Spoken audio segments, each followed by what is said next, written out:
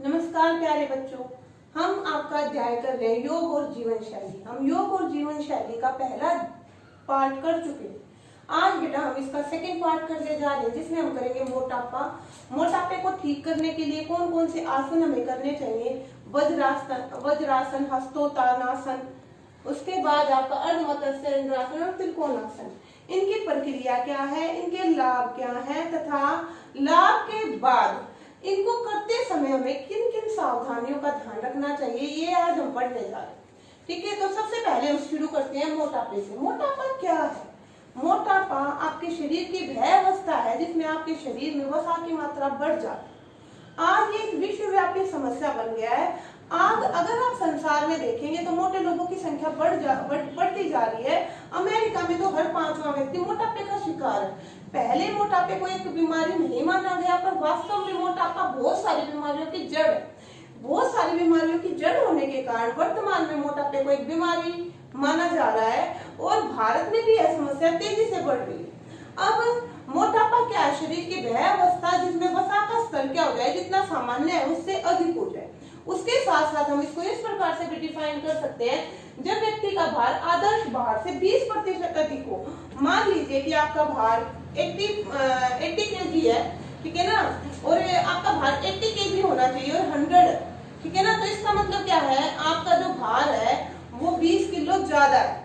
अगर ये 80 kg आपका वेट होना चाहिए और उसका 20%, मतलब 80 का अगर हम 20% करें तो वो 20 से तो बहुत कम आएगा। तो इस प्रकार हम देख सकते हैं कि आप मोटापे के शिकार हो।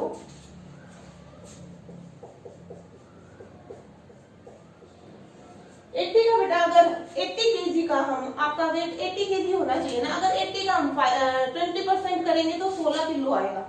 अब 16 किलो अगर आपका वेट, अगर आपका 96 भी वेट होगा, इसका मतलब आपका भार जितना होना चाहिए उससे 20% ज्यादा, ठीक है। अब आपका वेट है 100, तो इसका मतलब कहीं ना कहीं आप क्या हो, मोटापे के शिकार हो। फिर मोटापे के भी अलग अलग स्थूलता के अलग अलग स्तर होते हैं, स्तर 1, स्तर 2, स्तर 3, ठीक है। व्यक्ति जितना मोटा हो जाता है उसकी जीवन की सामान्य क्रियाएं करना उतना ही क्या हो जाता है, मुश्किल हो जाता है। तो मोटापा क्या है बेटा, जब आपके शरीर में वसा की मात्रा एक निश्चित स्तर से ज्यादा बढ़ जाती है, या आपका जो भार है वो सामान्य भार से 20% अधिक है, ठीक है। जैसे कि मैंने आपको बताया कि आपका वेट 80 किलो होना चाहिए, आपका भार 80 किलो होना चाहिए, उसका 80 का 20% 16 होता है। तो आपका अगर 96 से ज्यादा, मान लीजिए 100 किलो है आपका, तो इसका मतलब कहीं ना कहीं अगर आपका 97 भी है, 98 भी है, तो भी आप क्या है बेटा, मोटापे के शिकार। तो इस प्रकार से हम देख सकते हैं। उसके अलावा BMI, शरीर द्रव्यमान सूचकांक के द्वारा हम क्या कर सकते हैं, ये पता लगाते हैं कि आपका भार सामान्य है, आप अति भार हो या अल्प भार हो। अब ये BMI या शरीर द्रव्यमान सूचकांक है क्या? आपका जो भार होता है बेटा वो आपके शरीर की लंबाई के अनुसार होता है, ठीक है। लंबाई के प्रोपोर्शन में आपका जो भार होता है वो होना चाहिए, लंबाई के अनुपात में आपका भार कितना होना चाहिए, उसी को शरीर द्रव्यमान सूचकांक कहा जाता है। इसका एक फॉर्मूला है, वेट डिवाइडेड बाय में हाइट का स्क्वायर। वेट आपका किलोग्राम में होगा और हाइट आपकी मीटर में होगी। अब मान लीजिए हाइट जब आपकी मीटर में होती है, नॉर्मली हमको अपनी हाइट किस में पता होती है, हमें अपनी हाइट फीट में पता होती है, ठीक है।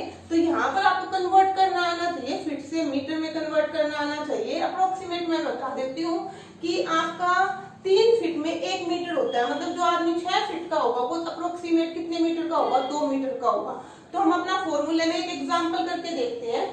हम क्या निकाल रहे हैं बेटा, शरीर द्रव्यमान सूचकांक, आपका फॉर्मूला है वेट डिवाइडेड बाय में हाइट का स्क्वायर। ये जो फॉर्मूला है बहुत बार एग्जाम में पूछा जाता है। साथ में ये बताना होता है कि किस में मापा जाता है, वेट आपका किलोग्राम में मापा जाएगा और हाइट आपकी मीटर में मापी जाएगी और इसका स्क्वायर होगा। तो यहाँ पर हम देखते हैं कि 1 मीटर बेटा किसके बराबर है, 3 फीट के बराबर होता है, मतलब 3 फीट से 1 मीटर बनता है। जो आदमी 6 फीट का होगा उसका कितना आएगा, उसकी हाइट मीटर में 2 मीटर तक भी बनाएगी। अब वेट आपका मान लीजिए एक व्यक्ति का 60 किलो है, 60 kg है, उसके बाद हाइट उसकी 6 फीट है। हाइट 6 फीट है, हमें किस में चाहिए, मीटर में, तो हम कितनी हाइट बताएंगे, 2 मीटर उसकी हाइट है। फिर हम फॉर्मूले में वेट आपका 60, हाइट आपकी 2 मीटर, 2 हमने यहाँ पे रख दिया, उसका स्क्वायर कर दिया। उसके बाद 60 को 4 से डिवाइड किया तो 15 आया। अब अगर आपका BMI 15 आया है तो इससे हमें कैसे पता चलेगा कि आप मोटापे के कौन से लेवल पर हो, या आप अति भार हो या आप अल्प भार। तो बेटा इसके लिए एक टेबल दी जाती है।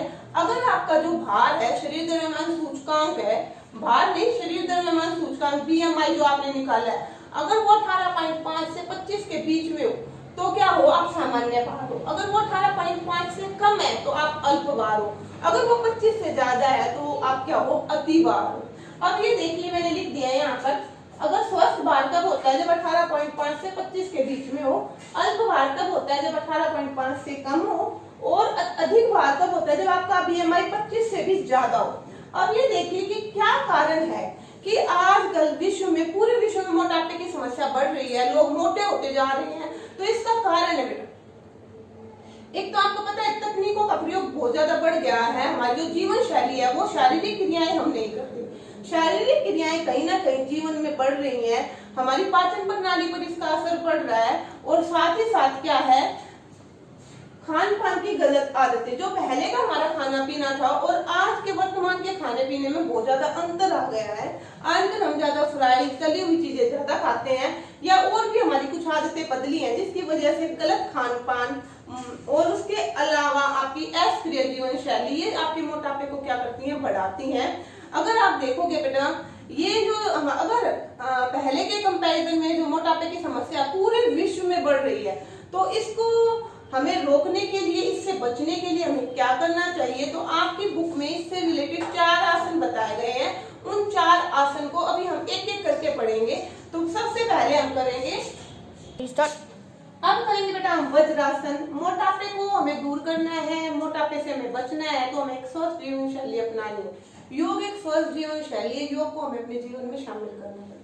उसमें सबसे मुख्य आसन है जो मोटापे को दूर करने के लिए या मोटापे से बचने के लिए किया जाता है, ये बेटा वज्रासन है। वज्रासन मोटापे को दूर करने के लिए किया जाता है। तो ये बात आपको याद रखनी है कि कौन कौन से आसन है जो मोटापे को दूर करने के लिए किए जाते हैं। इसमें सबसे पहले पूर्व स्थिति है कि दोनों पैरों को सामने की ओर रखकर सीधे बैठ जाइए। फिर स्टेप वाइज करना प्रक्रिया बेटा, आपको आसन का एक अपने माइंड सेट में क्या है, एक आंख बंद करते ही आपके दिमाग में आ जाना चाहिए कि आसन में कैसे क्या करते हैं। अगर ये आपके दिमाग में आ गया तो प्रक्रिया बेटा आपको रटने से याद नहीं होने वाली। जब अगर आपको वो पता चल गया कि आसन की पोजीशन क्या है, तो आप उसको अपने आप ही स्टेप वाइज लिख दोगे।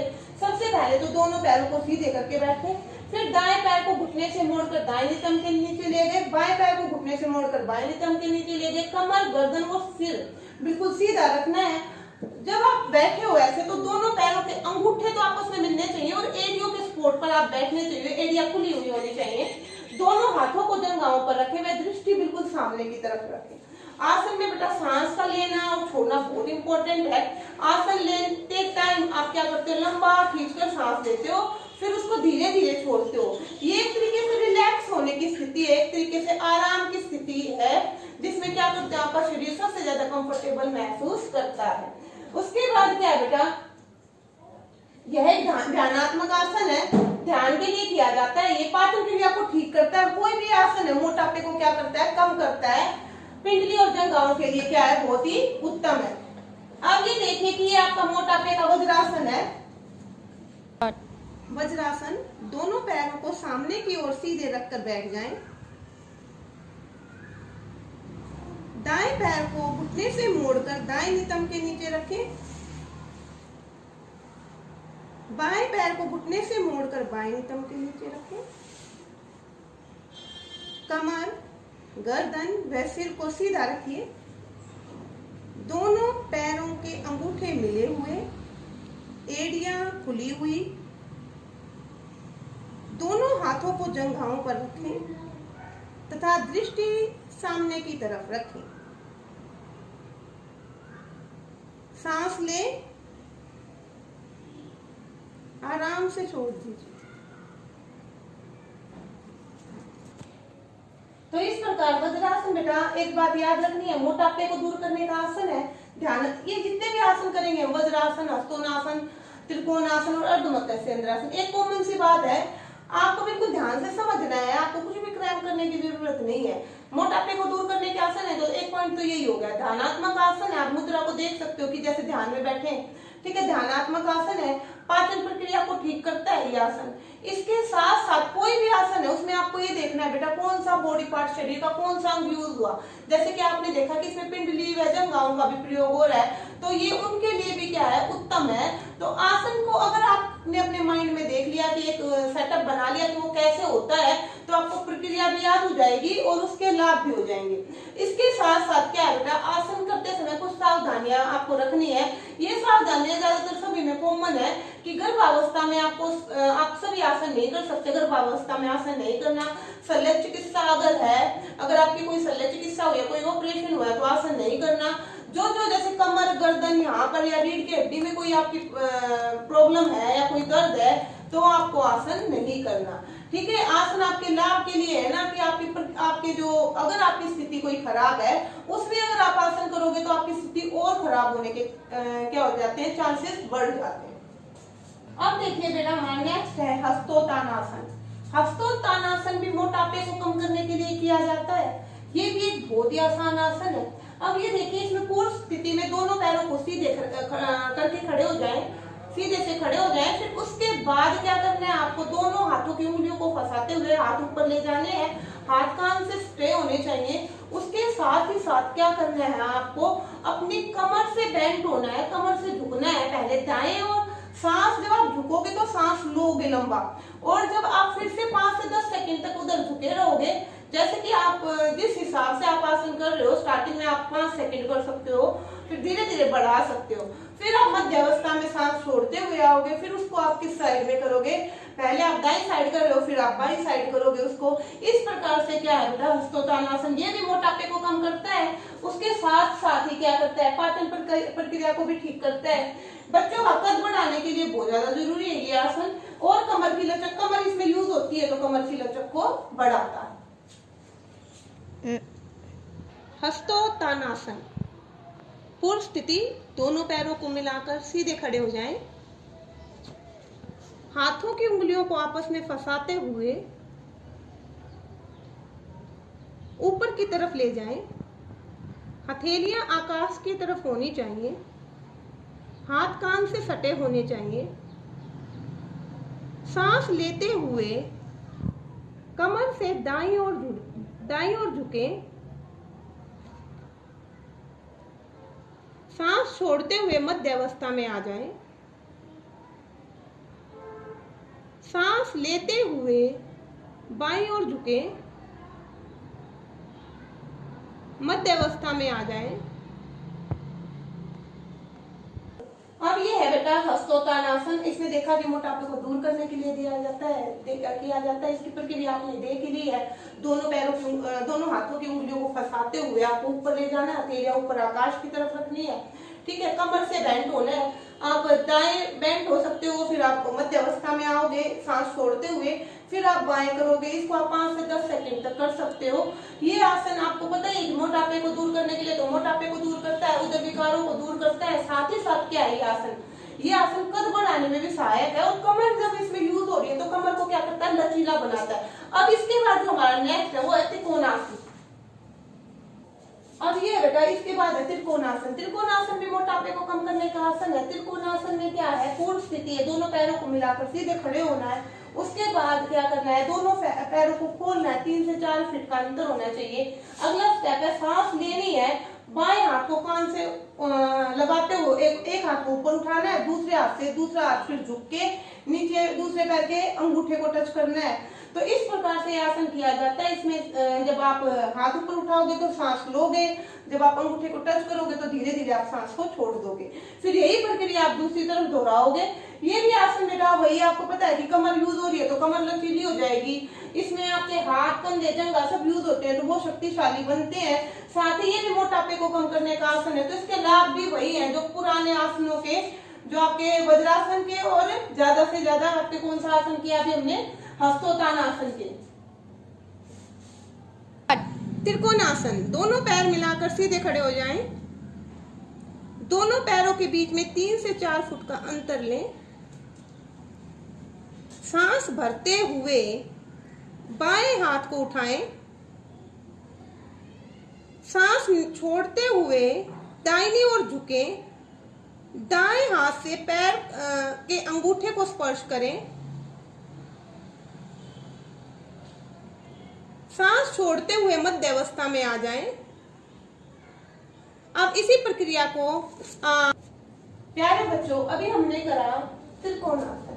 उससे पहले हम वज्रासन और हस्तोत्तानासन कर चुके हैं। किसी भी आसन की प्रक्रिया को आपको ध्यान में रखने के लिए आसन को 1-2 बार करके देखना है, 1-2 बार उसको वैसे विजुअलाइज करना है। आपको अपने माइंड सेट में उसको बिठा लेना है।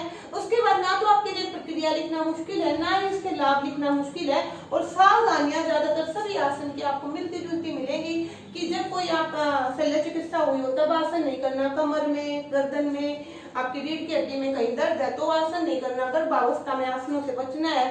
तो इस प्रकार से क्या सावधानियां बेटा कॉमन है। और इन चारों आसनों के तो लाभ भी तकरीबन आपको ये पता है कि मोटापे को कम करना है तो उदर विकारों को भी ठीक करेगा, पाचन तंत्र को भी ठीक करेगा। उनसे आप कितने भी पॉइंट बना सकते हो। साथ ही साथ आपको ये देखना है कि कौन सा बॉडी पार्ट यूज हो रहा है और मुझसे बताना है कि वो शक्तिशाली बनता है, मजबूत बनता है या लचीला बनता है। अभी हमने करा त्रिकोणासन, आपको पता है कि मोटापे को दूर करने का आसन है। दोनों पैरों को मिलाकर सीधे खड़े हो जाएं, फिर दोनों पैरों के बीच में 3 से 4 फुट का अंतर लें। फिर सांस छोड़ते हुए एक हाथ को ऊपर उठाएंगे, आप दाएं हाथ को या बाएं हाथ को एक बार में कर सकते हैं। उसके ऑपोजिट साइड वाले जो हाथ है उसको आपको उस पैर के अंगूठे को टच करना है। तो इस प्रकार से आसन की प्रक्रिया बेटा अगर आप आसन को देख लेते हो तो मेरे ख्याल में मुश्किल नहीं है बिल्कुल भी लिखना। और मैंने इजी से इजी लैंग्वेज आपके लिए लिखी है, अगर चाहें तो आप इन्हीं पॉइंट्स को लिख सकते हैं। इसके बाद बेटा वही कमर लचीली हो जाएगी, मोटापे को दूर करता है, हाथ कंधे व जंघा को क्या बनाता है, मजबूत बनाता है। और अब हम लास्ट मोटापे को करने का लास्ट आसन, मोटापे को कम करने का लास्ट आसन करने जा रहे हैं। उसका नाम क्या है? अर्धमत्स्य इंद्रासन। अर्धमत्स्य इंद्रासन। दोनों पैरों को सीधे करके बैठिए, दाएं पैर को उठाएं व बाएं घुटने के बाहर रखें। दाएं पैर को उठाया व बाएं घुटने के बाहर रखा। अब बाएं पैर को उठाना है और नितंब के नीचे लगा लेना है। दाहिने, अगर आपकी पीठ सीधी रखें, पीठ बिल्कुल सीधी हो, दाहिना पैर अगर खड़ा है तो बायां हाथ उठाएं और घुटने व सीने के बीच से ले जाते हुए पैर के पंजे को पकड़ लें। दाहिना पैर को पकड़ लें व अब दाएं हाथ को पीछे ले जाएं। हाथ सीधा रखिए, पीछे ले जाइए। ये आपकी अर्धमत्स्य इंद्रासन की मुद्रा है। अभी हमने करा बेटा अर्धमत्स्य इंद्रासन। ये मोटापे को कम करने का आसन है। हमने 4 आसन कर लिए, वज्रासन, हस्तोत्तानासन, त्रिकोणासन और अर्धमत्स्य इंद्रासन। जैसे कि आपने अभी स्थिति देख चुके हो, पहले दोनों पैरों को सीधे करना है, फिर दाएं पैर को उठाया व बाएं पैर के घुटने के बाहर रखना है, फिर बाएं पैर को मोड़ना है व नितंब के पास रखना है, पीठ इसमें सीधी रखनी है। अब जो आपका पैर खड़ा है ना, अगर दायां पैर खड़ा है तो बाएं हाथ को घुटने के सीने के बीच से ले जाते हुए दाएं हाथ को पीछे और दाएं हाथ को पीछे ले जाना है। आपका जो घुटना है वो सीने के पास आ जाना चाहिए। अब ये भी आसन क्या करता है बेटा, 1-2 बार आप इसको करोगे, देखोगे तो आपको अपने आप प्रक्रिया क्या हो जाएगी, क्लियर हो जाएगी। वही सारे लाभ इसके हैं बेटा। मोटापे को कम करता है, रीढ़ की हड्डी को मजबूत बनाता है, इसके बहुत सारे लाभ है। ये चेहरे को भी मजबूत बनाता है, ये चेहरे की चमक को बढ़ाता है। और ये आपके जितने भी बॉडी पार्ट इसमें क्या हुए हैं, यूज हुए हैं, उन सब के लिए अच्छा है। रीढ़ की हड्डी के लिए भी अच्छा है। साथ ही साथ क्या, मासिक धर्म को नियंत्रित करता है, श्वसन प्रणाली को भी दुरुस्त करता है। उसके साथ साथ मधुमेह में भी इसका प्रयोग किया जाता है। तो ये आसन आगे जितने भी हम जीवन शैली की और भी समस्याएं हैं उनमें भी करेंगे। और ये एक बहुत इंपॉर्टेंट आसन है बेटा, बार बार इसको रिपीट करेंगे तो आपको और ज्यादा अच्छे से समझ में आएगा। सावधानी आपको पता है कि सभी की सिमिलर है कि सावधानियों में क्या करना है। अगर आपका कोई शल्य चिकित्सा हुई है तो आसन नहीं करना। अगर आपकी कमर, गर्दन या किसी भी शरीर के अंग में दर्द है तो आसन नहीं करने आपको। और गर्भावस्था में कुछ आसन नहीं करने। तो इस प्रकार से हम क्या कर सकते हैं, सावधानियां रख सकते हैं और आसनों के ज्यादा से ज्यादा लाभ अपने लिए प्रयोग कर सकते हैं। साथ ही साथ मोटापे जैसी समस्या से, जो कि बहुत सारी बीमारियों की जड़ है, बच सकते हैं, एक सक्रिय जीवन शैली अपनाकर क्या कर सकते हैं बेटा, मोटापे को दूर कर सकते हैं। आज के लिए बस इतना ही बहुत था। अगर आपको वीडियो पसंद आया तो लाइक करिए, सब्सक्राइब करिए और आगे के वीडियो के लिए